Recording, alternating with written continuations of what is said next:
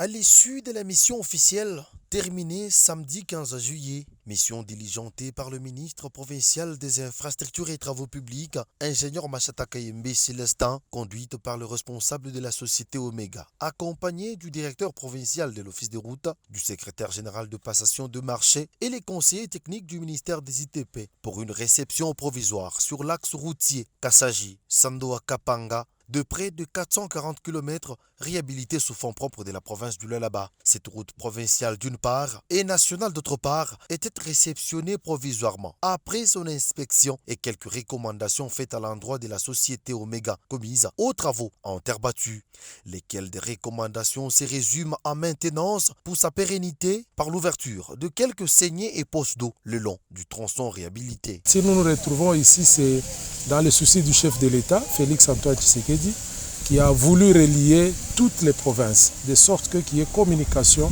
entre les provinces, de sorte que la population puisse circuler librement et que les produits puissent aussi être transférés d'une province à une autre.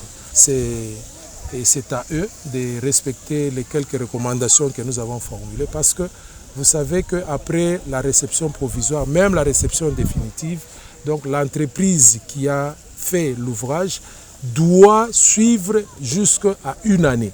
Donc ici, ce n'est pas encore terminé. S'il y aura encore des malfaçons qui seront constatées, c'est toujours à charge de l'entreprise qui doit faire ça. Cette même équipe de la mission officielle a effectué par la même occasion les études de faisabilité en prévision des grands travaux de construction du pont rouge sur la route nationale numéro 39, qui est la principale sensation, en vue de poursuivre les travaux pour relier Moussumba. Ici, les trafiquants traversent tout d'abord sur un passage à gué. Le pont a été cassé et l'entreprise ne s'est pas allée au-delà. Donc il reste environ 50 km et nous avons demandé à l'entreprise de fournir des efforts. Dès que le pont sera rétabli, à ce moment-là, l'entreprise maintenant peut continuer les travaux jusqu'au chef-lieu de Kapanga.